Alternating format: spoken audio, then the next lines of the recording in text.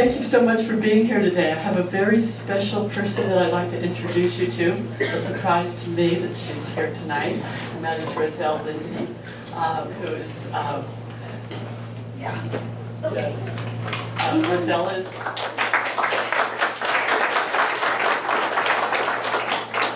Uncle Ed's sister, and many of you know that Uncle Ed and I co-founded the Marine Resource Council. We lost him a number of years ago, and that, but he asked us to keep going, and that we've done. So very happy to see Roselle show up here tonight, and her husband Jim, and their nephew, right? Grandson. Puna. Yeah. Puna comes from American Samoa, right? He was born and raised there. We're trying to talk him back to Maui to go to college. So he's here tonight. I want to introduce you to a new hire that we have. We have Megan. She just came on about 2 weeks ago, just before Christmas, and she's now going to be our general manager. We have Amy and Anne, who've been working out really well for so long. Amy's been with us for 7 years now, and she's our program and operations manager. And Anne Valero in the back, Anne Valero's right here, is our communications and outreach person. And now Megan is going to be our general manager, which we desperately need because the programs keep growing and we just have more and more work to do. So I'm going to let Megan introduce herself, tell you a little bit about herself. We'll then turn it over to Amy, who's going to introduce our speaker tonight, who's Mike Foley, right over here. So here we go.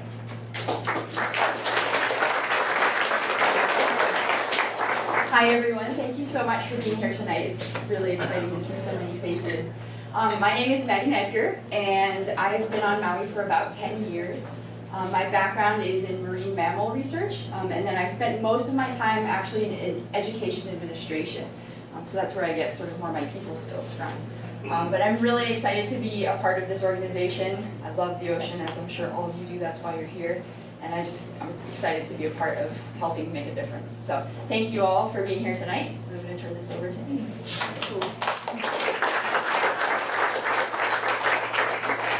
We're gonna tag team the microphone tonight. A little bit of everyone here. So thank you. In case you're just joining us or got lost and stumbled in here, this is the Maui Nui Marine Resource Council meeting. We meet here the first Wednesday of every month at 5:30. We have a different wonderful guest presenter each night. And a couple just maintenance things here.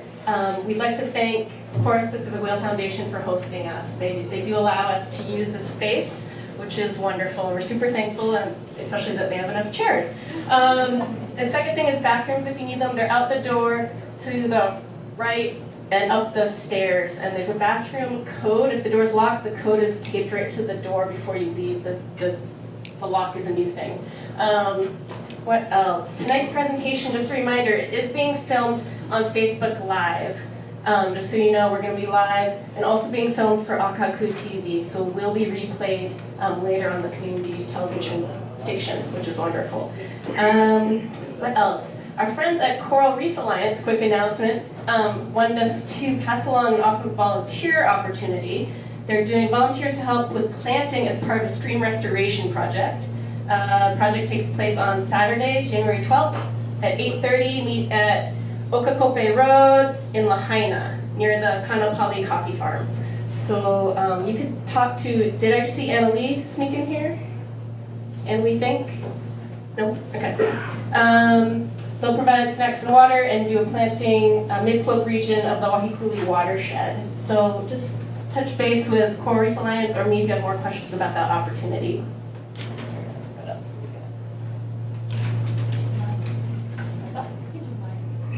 Do what? You guys? I can do something. I'm usually the one who comes up at the end of the presentation. I'm a little bit like that PBS fundraiser person that after they've had a great special on PBS and then they cut in and someone starts asking you for money. And I usually do that at the end of the presentation, but I'm just going to do it now and get it over with. So I just wanted to thank everyone here who's been a supporter and a member and a donor during 2018. And you made so much possible. We have our water quality testing program that grew. We have 39 sites that we're testing at. We're expanding it in 2019 to include enterococcus testing in South Maui. And we're also starting our oyster project in 2019. And we're also working upslope of Ma'alaya to help protect Ma'alaya Bay and to reduce sedimentation and runoff into the bay.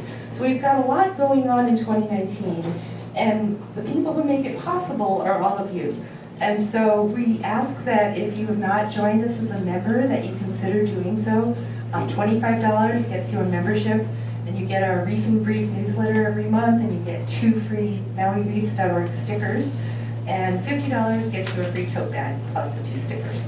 So, woo, as Amy said, okay. And that's the end of my little spiel here. And no, I think I'll let Amy speak, but thank you all. Thanks, Anne. That's Anne Rolero. Yeah, you sit right there. That would be great, Rich. Okay, so without further ado, tonight's presentation is offered by Dr. Michael Foley, professional engineer and leader of the Resilient Sustainable Engineering team at Oceanit, a company with headquarters in Honolulu that employs more than 160 scientists and engineers.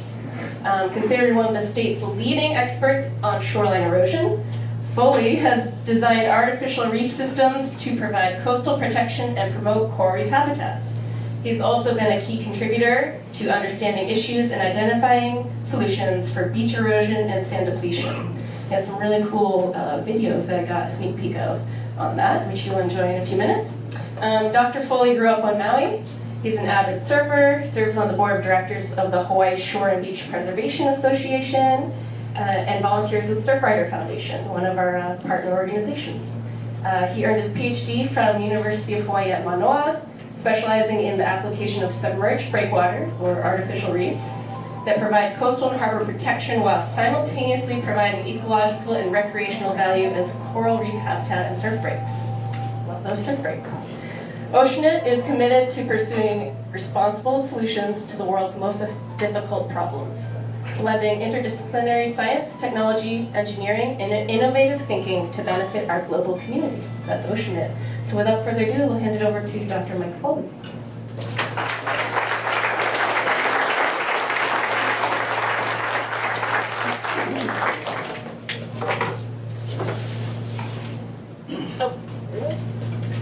Thanks everyone for having me. It's a pleasure to be here with you all. What a great turnout. Just can't say how honored I am and excited I am to address the Maui community on an issue that I think is pretty dear to my heart, artificial reefs to protect our shorelines. Growing up on Maui, being a surfer, being an ocean enthusiast, a diver, you know, this is our playground, our classroom. So I think we're all here with the goal of learning how we can better Malama, the ocean, and our coastlines.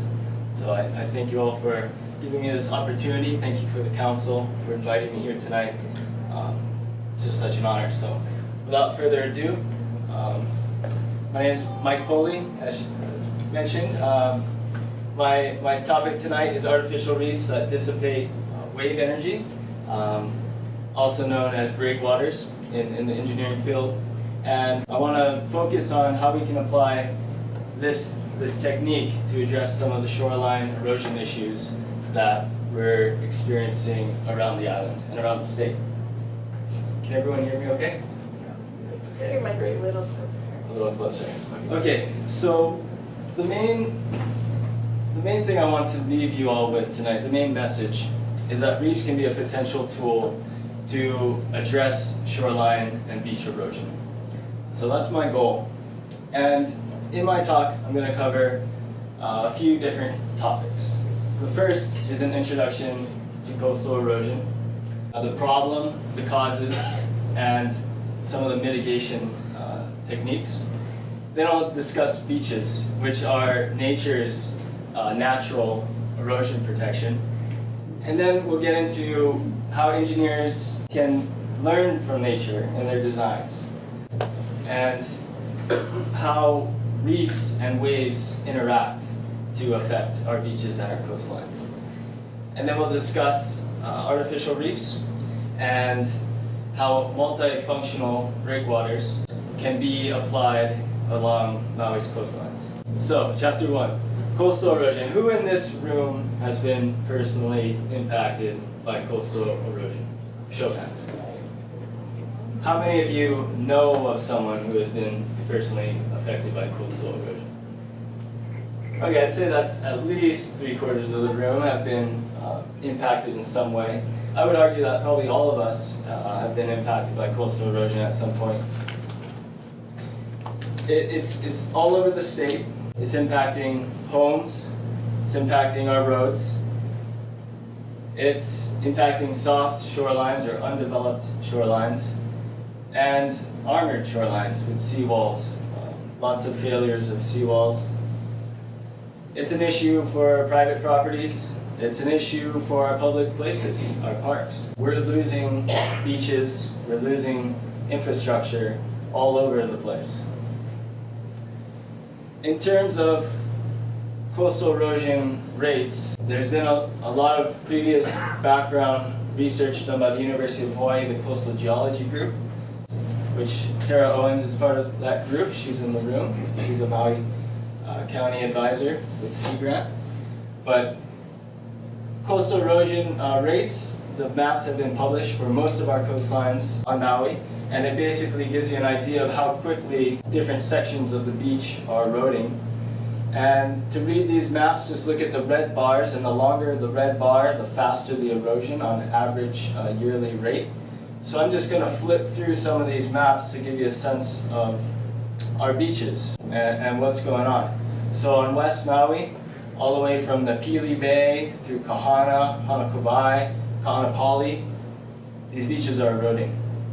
On South Maui, North Kihei, Halama, Wailea, Makena, all these beaches are mostly eroding. On North Maui, Waihe'e, from Baldwin Beach to Sprecklesville, even in Kuau, we have beach loss and erosion. So this is obviously an issue which is impacting our entire island. It's expected to get worse, and in order to address it, we need to understand it. So what is the cause of this beach erosion that we've experienced? The main cause is that we don't have enough sand. So our beaches have been depleted of the sand that is there to protect them. That's nature's natural erosion protection. And sand can be depleted from a beach system for a variety of reasons. It may have been mined in the past, used in the sugarcane process or in concrete. It may also have been blocked. So sand gets transported up and down the coastlines. And the picture on your right is an image of a groin which has blocked sand and caused a depleted beach. There's a variety of reasons why sand may be out of the beach system. Another one is that we've developed a lot of our infrastructure and homes on sand dunes. So our coastal dunes, and if we may play this video, courtesy of Dolan Eversole, Sea Grant. Our sand dunes, unfortunately, were graded and developed on along most of our coastlines. And that's an issue because the sand dune is basically the bank account for the beach. So when an extreme event occurs and the beach needs to recede, it'll often erode into a sand dune. And if you have built homes or roads on that dune, well, then you have an issue, as you can tell. And you know, in some coastlines, they have addressed this kind of issue of coastal erosion with seawalls. And of course, if you build a seawall which blocks in the sand dune, then you can't get that sand back to the beach system. And so that's what hasn't happened in this video of the North Shore of Oahu.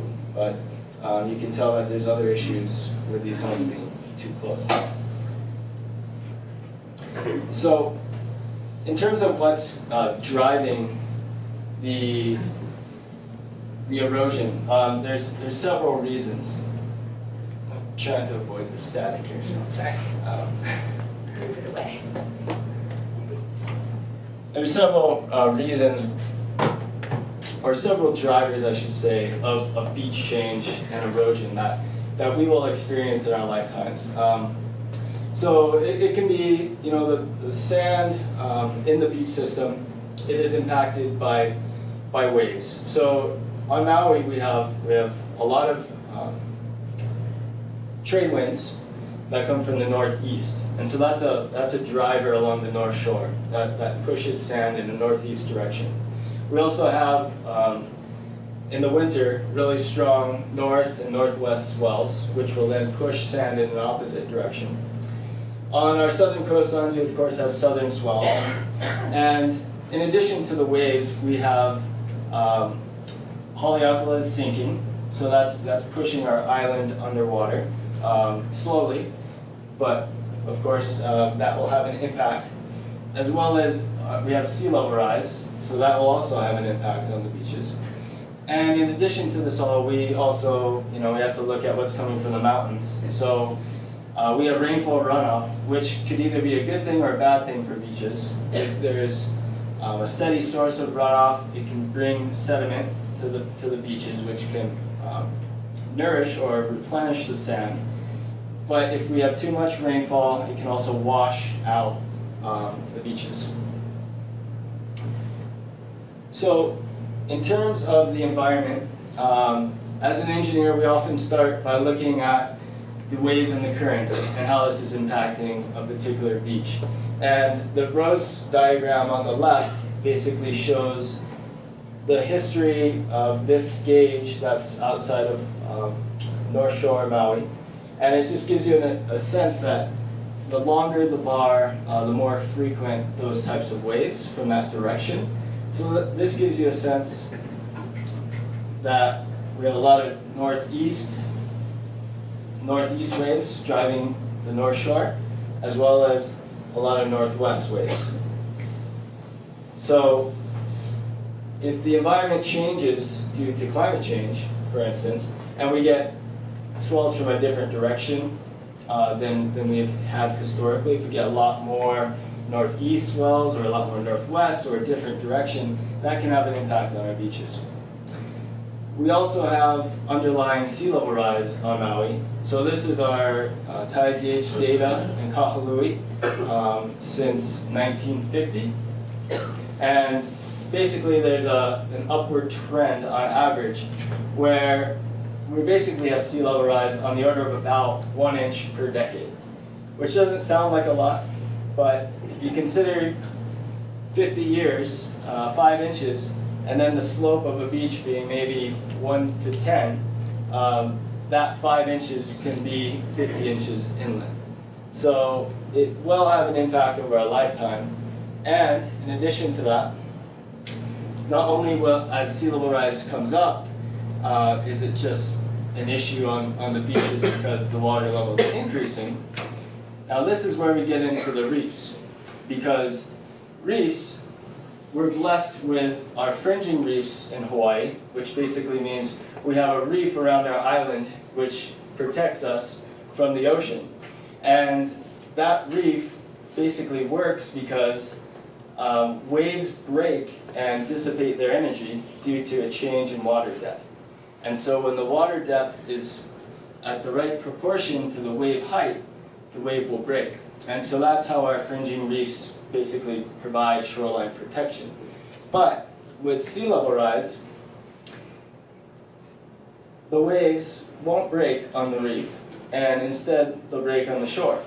And so basically what we can expect with sea level rise is that the shore break that we were used to when we first developed these properties, well, that shore break should now get larger. And so the waves that we're dealing with in the future will be a lot bigger right on the coastal properties.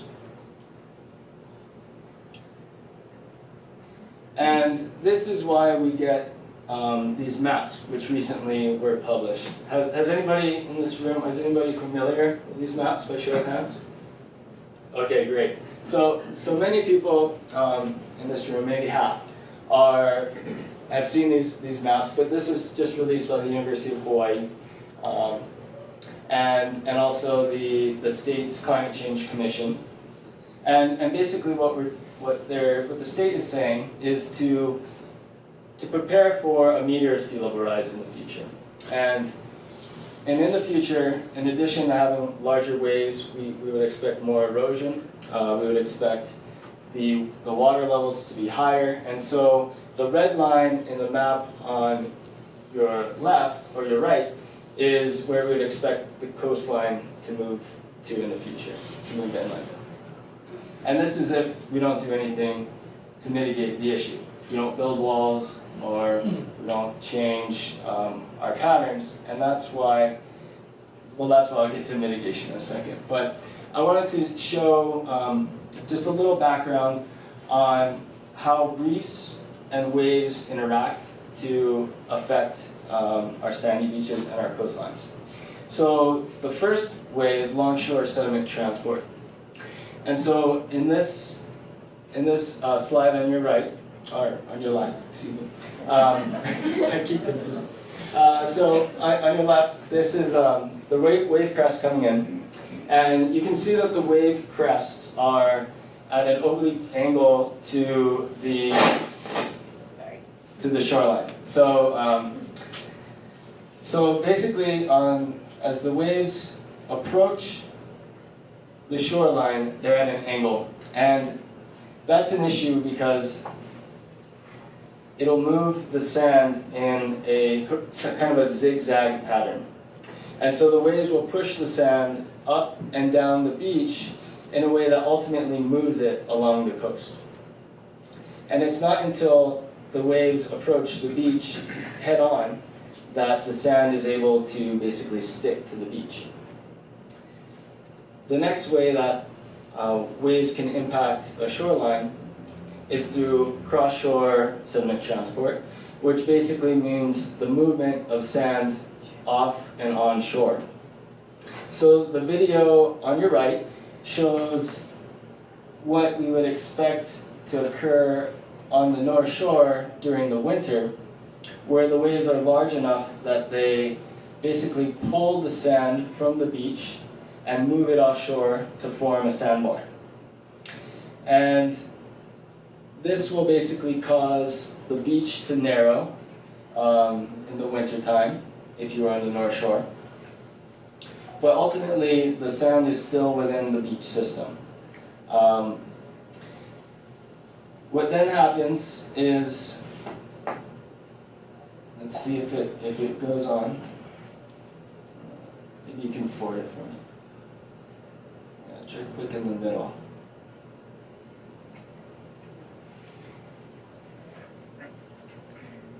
Same one, yeah.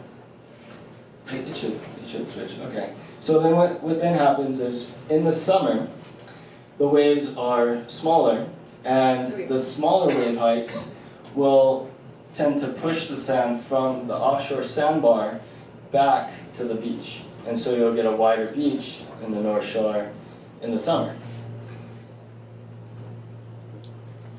That may have paused, but I think you get the idea.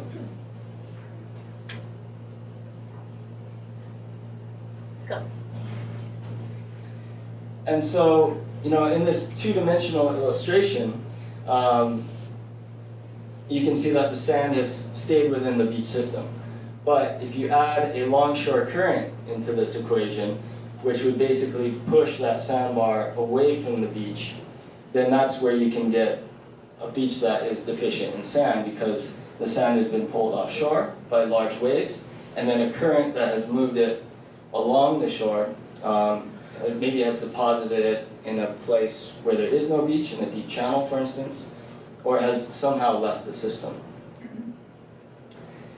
And so now I'd like to switch gears into the mitigation. So what have we done to basically address this issue of beach loss in the past, and what are we doing currently? Well, One technique is armoring, so basically breaking the waves and allowing the shoreline to remain in its position. Another technique is to restore dunes, which I think Maui has some great examples of beach restoration, which I'm very, very excited to see. But basically through dunes, we can restore the sand. That's the bank account for when these large waves occur. Another technique used in a lot of other places around the world is adaptive management, where they basically build their structures so that the beach can come up and pass under them, and the beach can migrate around the structures. Another technique is to move away from the coastline. This is an example of managed retreat on your right, but you can tell it's a pretty small house which they've jacked up and basically dragged away from the coastline. That's eroding. And other techniques include beach restoration, where new sand is brought to a beach which is deficient in sand. And then beach restoration may or may not include stabilization. And beach stabilization is basically the topic of my talk today, because artificial reefs can be designed and employed to create more stable beaches. So, switching gears, I'd like to get into natural erosion protection. So basically, let's learn from nature. Let's observe how nature functions to maintain healthy coastlines against erosion. So wide beaches are nature's own erosion protection. And so here's a couple of examples of great, healthy, wide beaches that are protecting the coastlines behind them. And we can go around and look at beach formations and how nature has formed beaches and kept them there over the decades. So one example is a Perched beach, which has a reef which is right offshore, that basically holds the sand up against the coastline. It basically provides a stable toe for that sand. And so in the example of the on-offshore sand movement, the reef basically blocks the bigger waves so it can't suck the sand offshore. And engineers have noticed this and have made man-made perched beaches. The example on your right is a beach that was basically developed with a perched protection in the Mediterranean. Nature also forms crescent beaches, and these are often formed between two headlands. And the way that the headlands work to stabilize the beach is through diffraction and refraction of waves, which I'll explain in a minute. But engineers have noticed this as well, and so in Hawaii we've designed lagoons which are stable, which hold stable beaches over the decades. And there's other things we can observe from beaches, from natural beach formations. And this is really, this is an example of Poipu Beach on Kauai. But it shows, it's a great example of how reefs, offshore reefs, can influence wave patterns to create really remarkable beach formations. So on your left, we have a salient formation, which basically means a bulge in the beach. And you can notice that the salient is right in the lee of an emerging reef, which emerges out of the ocean. And we also have a tombolo, which is basically a salient which has connected to the emerging reef. And the way that these this system works. So we have two headlands, or we have, well, actually three headlands in this example. But in between the headlands, we have the reef structure.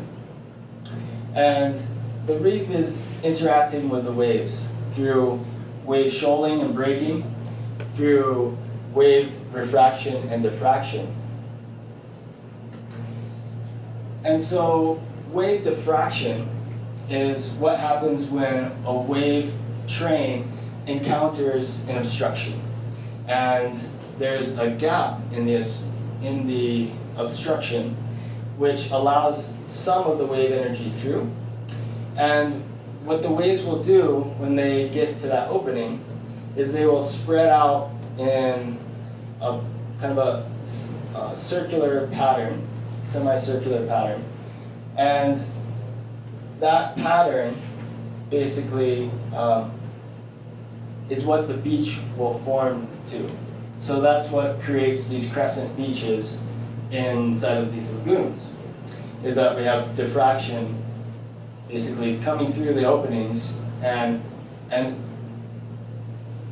the size of the openings basically determines how much wave energy you get. And so, as I mentioned previously, the amount of wave energy is important for where the sand accumulates. If it's accumulating in a sandbar offshore or right along onshore on the wide beach. And so this example of these two engineered structures, I basically learned from nature on how nature keeps this stable crescent beach in these lagoons. And so they've designed this gap to be just the right size to allow enough wave energy in, but not too much that the beach gets pulled out to sea. The other interaction is through refraction. And so a submerged reef will change the wave direction.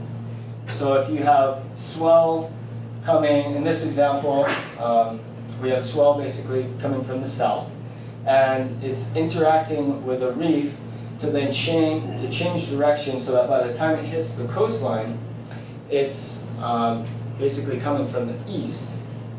And so for this beach over here, it's protected by this reef because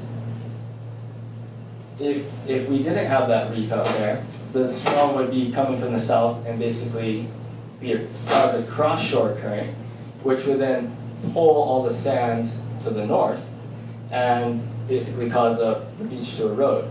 But because of this reef, these beaches are protected by changing the direction. And in the same way, Sunset Beach on Oahu is a great example of a very large salient formation, which they have basically utilized to develop a neighborhood. But it works by converging all the wave energy. And North Shore of Oahu is known for its wave energy, but it converges all these massive swells on the reef and basically protects the beaches on either side, although there's still some erosion issues.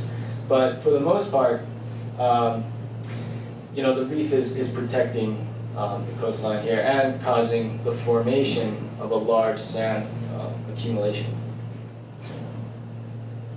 So, switching gears now into artificial reefs and how we can design reefs to be effective tools to manage our coastal erosion. Here's a couple of examples of innovations in artificial reef technology, I would say. The one on your left is an electrified reef, which is designed to accumulate calcium carbonate, which is intended to help coral growth. The one on your right is an art reef, basically a sculpture, concrete, which becomes a great dive site in addition to habitat. So I just want to give you a couple of examples. And how many people in the room know that we have an artificial reef program in Hawaii? Okay, about 25% or so. Yeah, so we do. We have 5 artificial reefs in Hawaii. One is on Maui, at Kiawe Kapu. I'll show a video here of if we can maybe switch to. This is courtesy of Maui Dreams Dive Company. This was posted on YouTube, so. This is just a beautiful video, so thank you. And so I wanted to show this video because I kind of wanted to show what I'm not talking about when I talk about artificial reefs. No offense, but we're not talking about sinking ships or a bunch of tires. Or some of these other things that you'll see in this video. Although, obviously these man-made objects that have been sunk off of Maui have provided marine habitat, obviously, as we can see from these images. So they are providing benefit. And these structures have been sunk in a place where it was just a sandy bottom, right? And so the idea is that these man-made objects, which otherwise would have probably ended up in the landfill, can provide some habitat in places where they weren't. Unfortunately, what you just saw there was some Z-blocks. These are concrete Z-blocks, which were unintentionally dropped in a healthy reef. But so that kind of ended this program, unfortunately, for now, because of that mistake. But these are some concrete blocks which basically were made out of waste concrete, which would have just ended up in the landfill. And here's an example of some of the first objects which were dropped to create artificial reef, which were cars, which you can see are basically completely corroded at this time. Those are over 50 years old though. So cars are not the best material to make artificial reef habitat. Oh my gosh. Yeah. Great video. Yeah, thank you again to Maui Dreams Dive for that great video. I'm posting that for us all. So my research, basically was to look at how we could design multifunctional artificial reef structures. And so, in addition to the great example of habitat creation that we just saw, well, what if we want to use reefs to interact with waves through the refraction and diffraction process and protect shorelines or protect harbors, for example, by breaking reefs or breaking waves before they get to the shoreline or before they get to the harbor. And so this is just an example. The image to your left is an example of a reef design that we did for Honolulu Harbor, where we're looking to break the waves outside of the harbor before they get in. Because as you may know, Honolulu Harbor gets impacted by the swells, the north swells, and it can cause operational problems to get supplies to Maui. And so that was kind of some of the background of my research. And then we looked at, okay, well, if we're going to spend the money and the time to develop a reef outside of Kahului, why do we just want to make it for breaking waves when we could also make it a recreational site for diving and fishing and surfing? So that was some of the motivation for my work. And then we got into how we're going to design a reef that can withstand the wave climate on Maui, because as you know, Maui is famous for really large waves, right? And the North Shore, where Honolulu Harbor is actually a tow-in site, right, for tow-in surfing. So whatever you put out there needs to be very stable. It can't end up being a bowling ball that ends up in Maui University or Harbor Lights. So that's where we look at, design by nature. How do reefs? What stabilizes reefs against these forces? And then also looking at habitat. So in addition to the previous examples of artificial reefs, where we dropped these kind of large objects on the ocean floor to create habitat for fish, right? And fish of a certain eating size is probably what these were designed for. Well, let's look at the whole ecosystem, right? Because a reef is more than just the nice eating size fish. It's everything from the corals and the worms and the sea slugs, all the way up to the sharks. And then also on kind of the bigger scale of the fringing reef with the grooves and the tongues, and how the whole system works to circulate water to keep corals healthy and keep the organisms healthy. So when designing a reef to break waves, let's say this is our example of an artificial reef, and I kind of drew it really engineer-like with nice straight curves, but the idea is that the surface texture of this reef is really complex, and that's what I've kind of denoted with this dashed line, is that we might have a nice, really natural-looking surface on this overall structure, and that this reef basically now can break the waves and reduce the size of the shore break that's eroding our beaches. Oh, and it also brings more fish, of course. And so what we started to do is basically develop prototypes of what an ecologically engineered reef would look like and how we would build it. And we then also looked at, in terms of the structure, but also the materials that we use and the surface textures, and how corals will basically settle and grow on different types of materials. And so we did a bunch of field work, a bunch of field experiments. We tested 160 different units with different surface textures, different types of concrete. And we also developed prototypes where we learned from, basically the complexity of coral heads and natural reefs, and then tried to emulate that with engineered structures that could be basically the foundation for corals to grow on in the future. We also did numerical and physical models where we evaluated different reef configurations and how these would impact the waves on the shoreline. So this is Kahana Harbor, and we're looking at a artificial reef outside of Kahana and how that impacts the waves inside the basin. We also, we built a physical model where we were able to confirm our numerical results.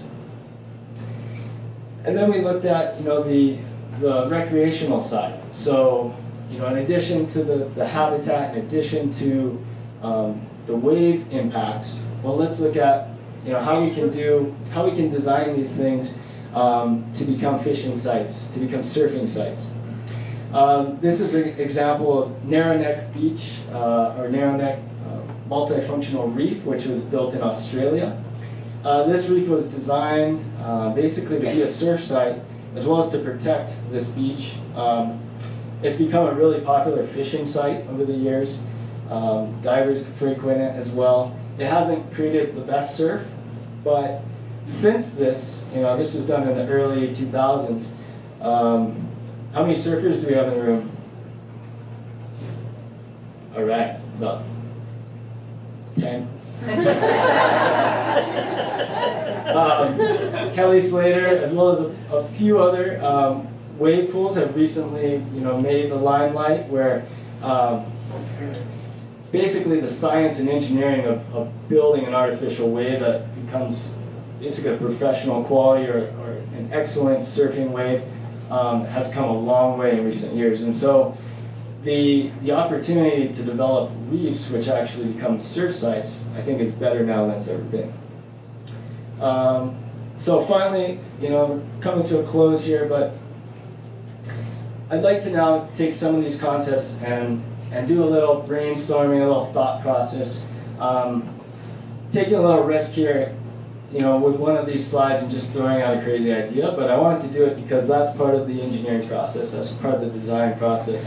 And if you don't throw out crazy brainstorm ideas, then where are you going to start, right? And so let's look at Maui's coastlines and look at how some of these ideas of reefs protecting our shorelines are already in place and may already be part of our daily lives, and we may not have even thought about it like this.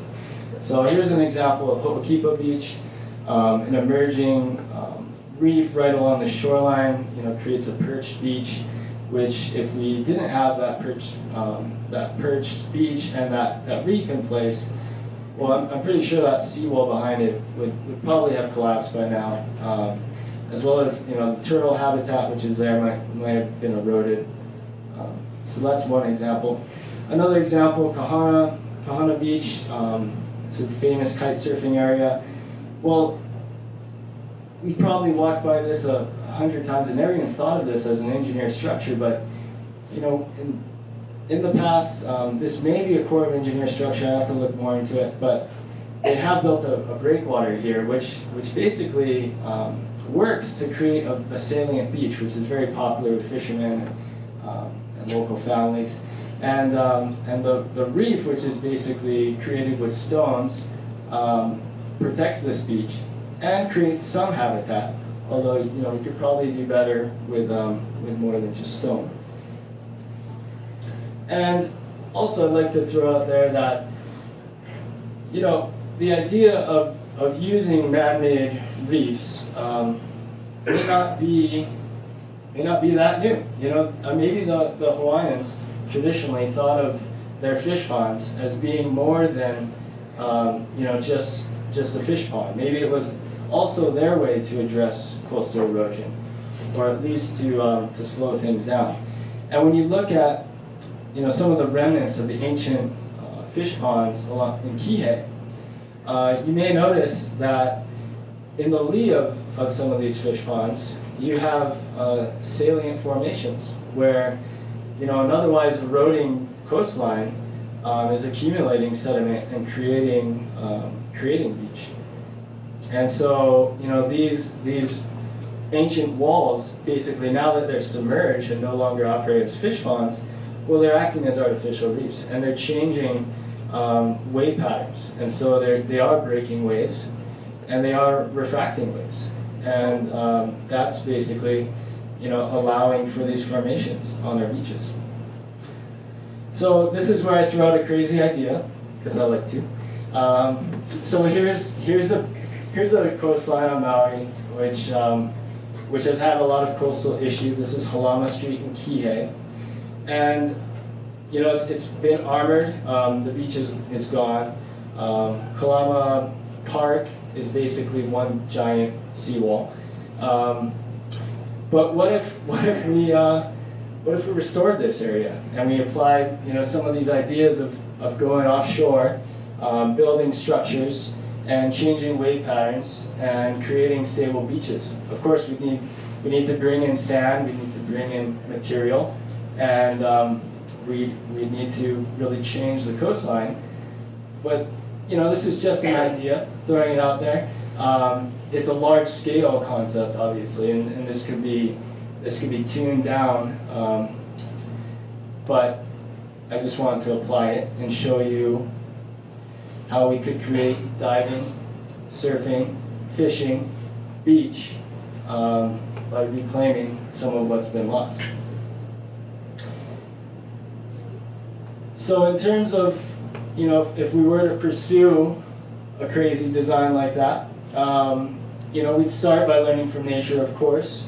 We'd consider the multifunctional aspects. We'd also need to work through the whole region. So we can't just do one property at a time. We need to deal with headland to headland, the whole littoral self, as it's called, in order to really create a stable formation. We'd also, of course, need to assess all the environmental, the social, the economic impacts of what we're doing to make sure that we balance the pros and the cons. And it's so important that whatever we do is community-based, and so that it's basically the community has to be the ones behind this project, or any sort of artificial reef project. It has to be about the community above anything else.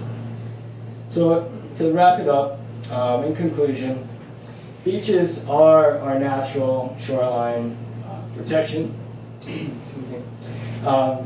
They work by rotating waves so that they can, and also by dissipating wave energy to stabilize the beach.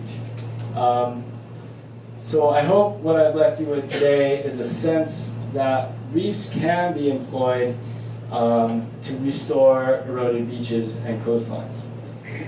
That reef designs can be multi-purpose. They can provide ecosystem habitat, and they can also provide recreational use. And of course, I'm not the only one who should be up here promoting this sort of idea. I hope that I've at least inspired some of you to get involved, and you can help by supporting your nonprofit community foundations. Of course, the Maui Nui Marine Resource Council. Let's all sign up and become members, please. I will tonight. I wish I did already. Sorry I wasn't a member before, but I will surely do that. Hawaii Shore and Beach Preservation Association.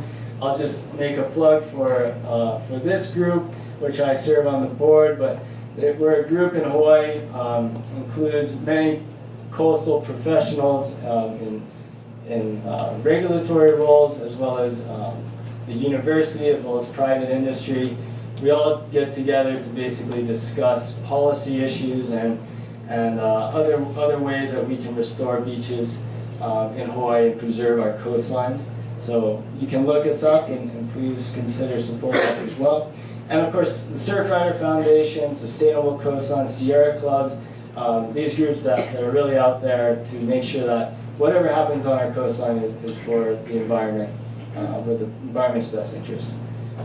You can also express support to your county, your state, and your federal regulatory agencies to tell them that you'd like to see these kinds of solutions explored for other eroding coastlines.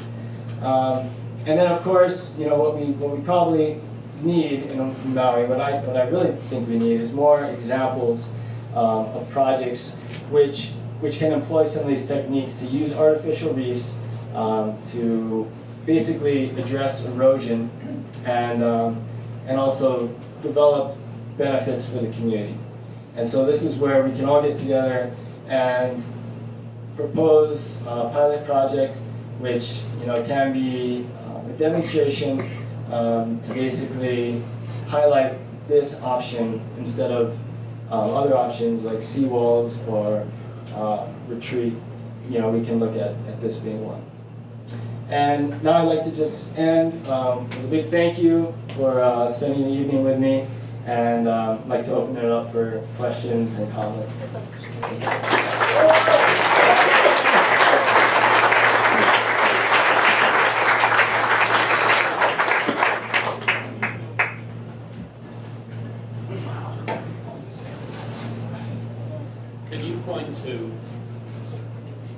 Could you point to a good example of artificial reef that's worked in Hawaii?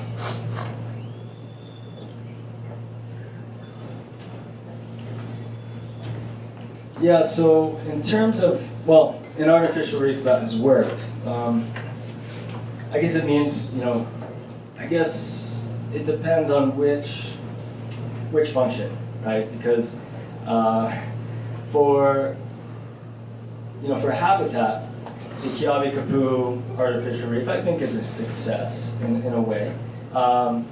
It's created habitat where there was none, or at least was little. So it's probably created much more habitat. In terms of what I'm speaking of, though, is reefs for shoreline stabilization. I think there's many examples, but they aren't called artificial reefs. A lot of our shoreline structures were created by the Corps of Engineers, and before the environmental regulations of the 70s, when they could dredge and they could build large structures. And you see a lot of these on Honolulu. We have examples like I showed a couple of Iroquois Point, Pearl Harbor, the Coastlines lagoons, on the west side of Oahu.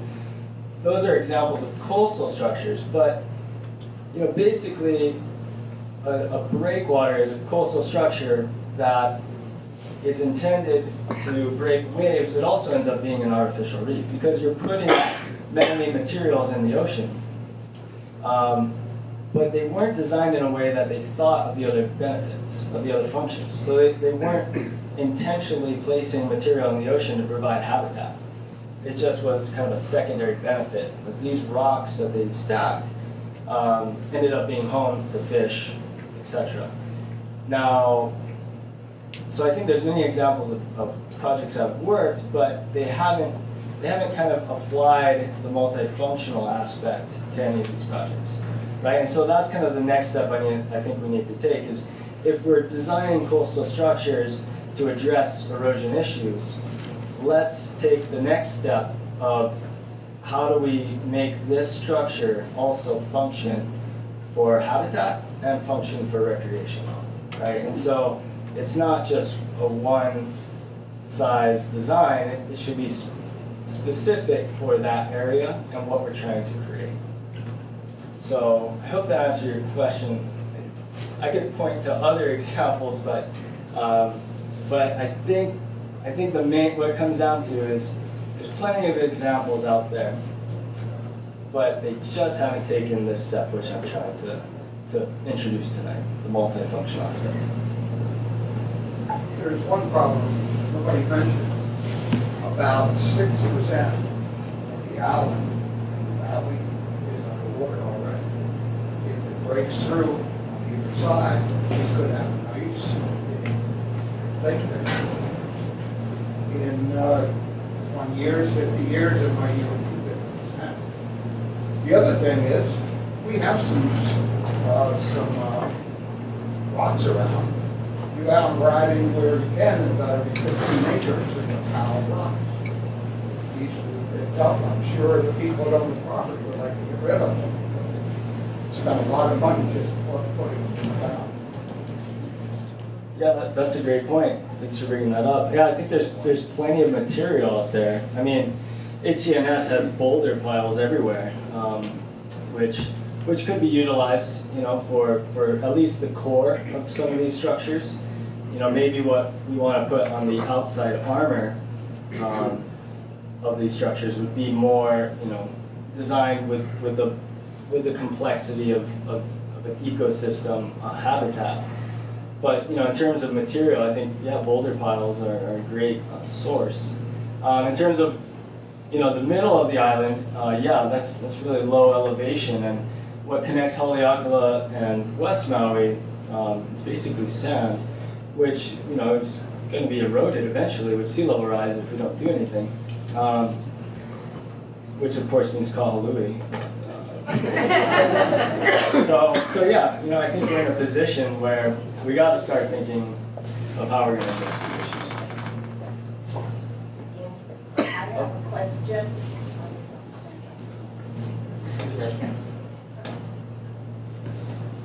How does these projects you have in mind and thinking of doing work with the state planning department?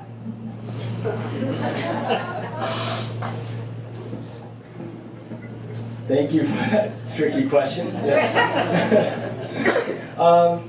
The Office of Planning at the state, I think they're in the same position that we all are. We're looking at what we're going to do to address climate change, sea level rise.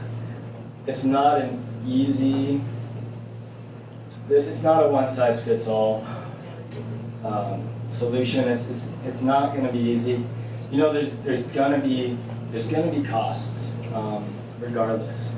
Doing nothing is not an option, at least not in many places. And so, what I think it comes down to is we have to balance the environmental costs with the benefits of specific actions. And we have to realize that climate change, sea level rise, it's a man-made issue, right? And so we've caused the problem, and so now we have to do something to address it. And so, I think the state, the planning department at the state, and maybe even also the county, I think they're on board in terms of thinking outside the box and looking at, I think they're open to everything. It's just a matter of coming down, with the least environmentally challenging project, and so we have to look at the cost, in terms of the environmental impacts, and really do an assessment of different options to come to the option which is the preferred path forward.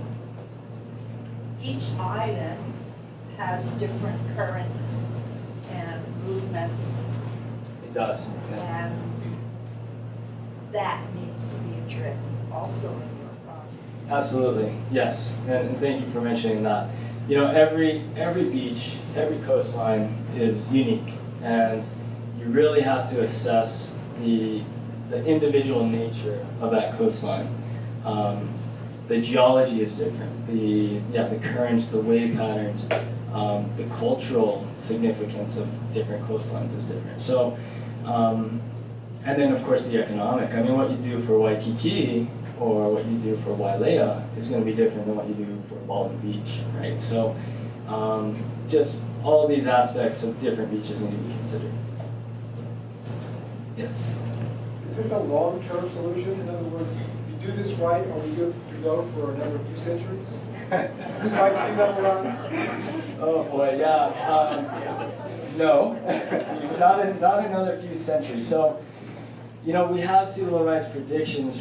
They typically end at 2100. We're going to design.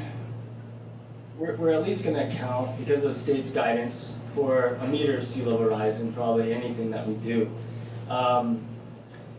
Will that last 200 years? No, probably not. I mean, what the issue is, but then again, who here is going to last 200 years, right? So that's for the next engineer to. Oh, you are. Okay, yeah. Well, with science and technology, maybe, but yeah, that's for the next engineer to figure out. But I think what we're trying to do is address the issue now.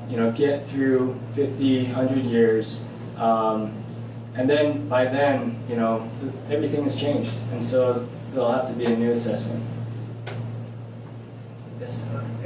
As you are working at this as a full-time job,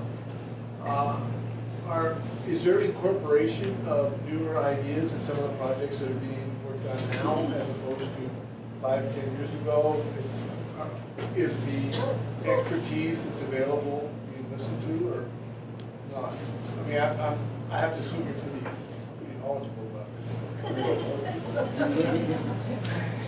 this. Yeah, so the question was, are we basically applying some of these principles to the current... Are you being listened to is what I'm asking? Oh, no, I've been listened to. Yeah, yeah, thanks for that question. I am being listened to. I have a few ongoing projects which I think you'll be hearing about in the future, the not too distant future.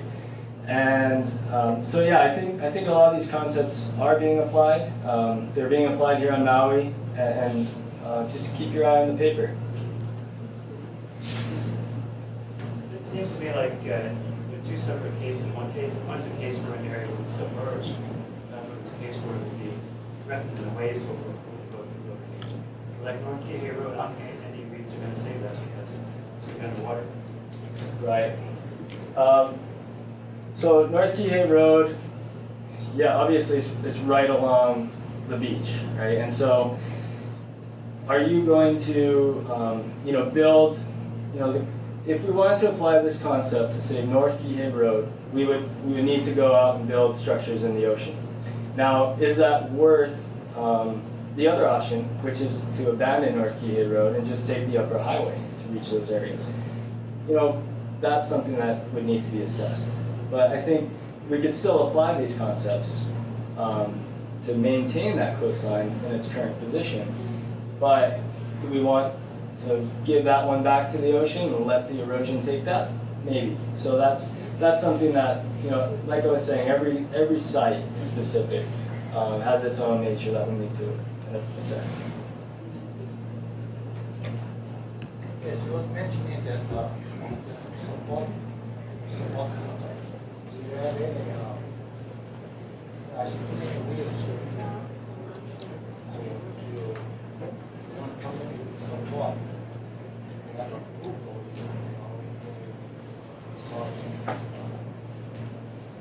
making this whole project. How can the community get involved? Yeah, thank you for that question. So to summarize, the question was, how can the community be involved? How can we support? How can the Maui community support these types of projects? You know, there's a few groups that, of course, you can support, but in terms of this specific kind of concept,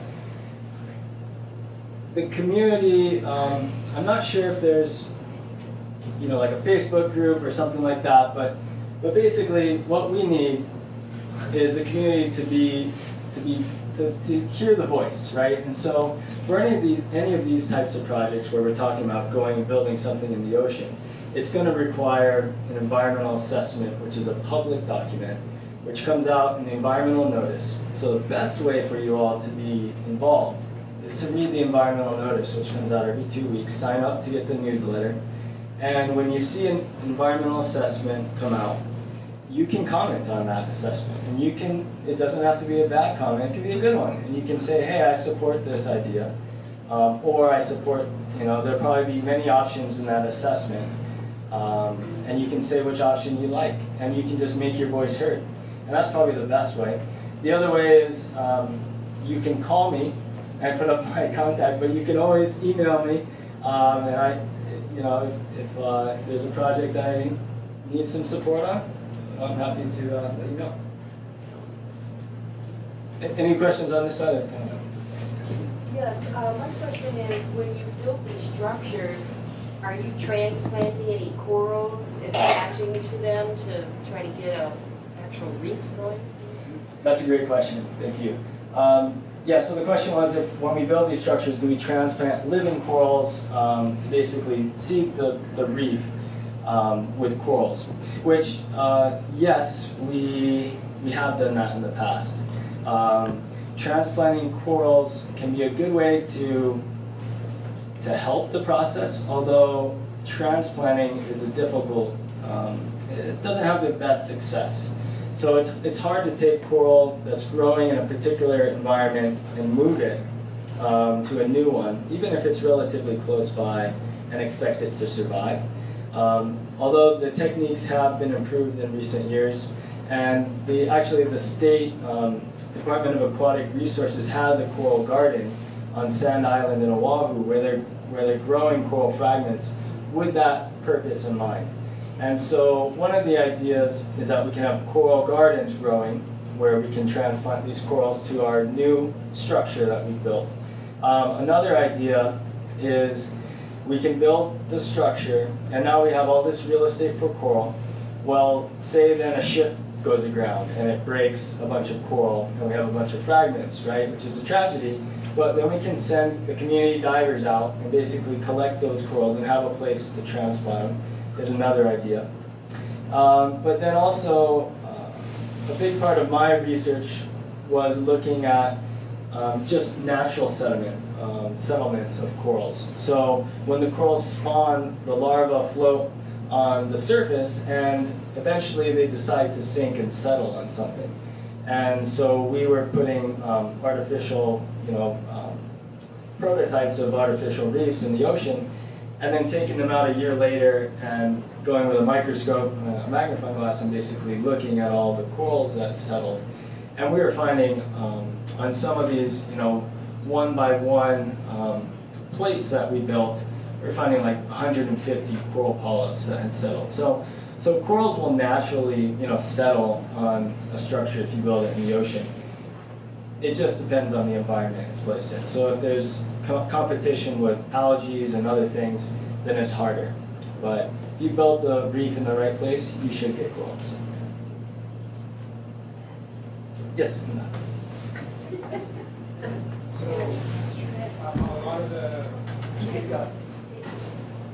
So if you're gonna replace reef where it once existed, clearly the impacts to the old reef will hit on the new reef.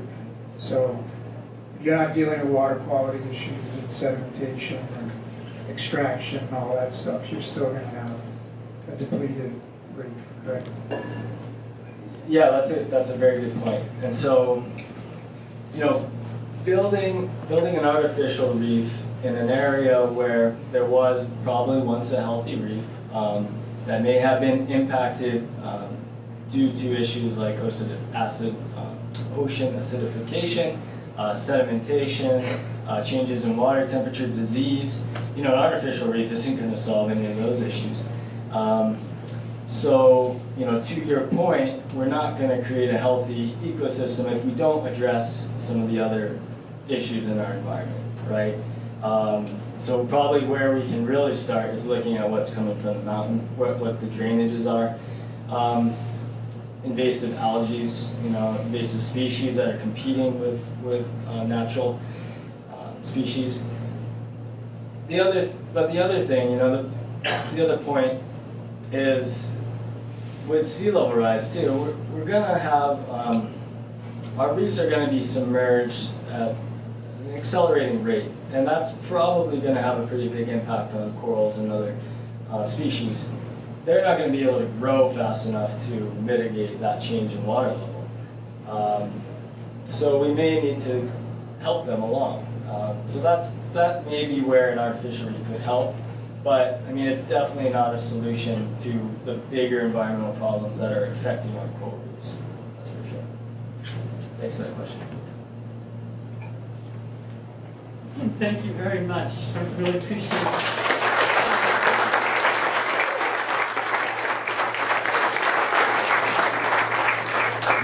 Mike, you've attracted the largest crowd that we've had here. So I appreciate it. Yeah. And I also want to thank our staff, Amy, who got Mike to come over here, invited him over and planned the meeting and set up all the chairs along with the other helpers, certainly Ann Valero, Akaku. Thank you so much for coming in and filming this for us. And so if there's any part of it that you'd like to say again, you can go to the Akaku channel and look at that or other presentations that we've had. Thank you for being here, and we hope to see you next month, first Wednesday of every month.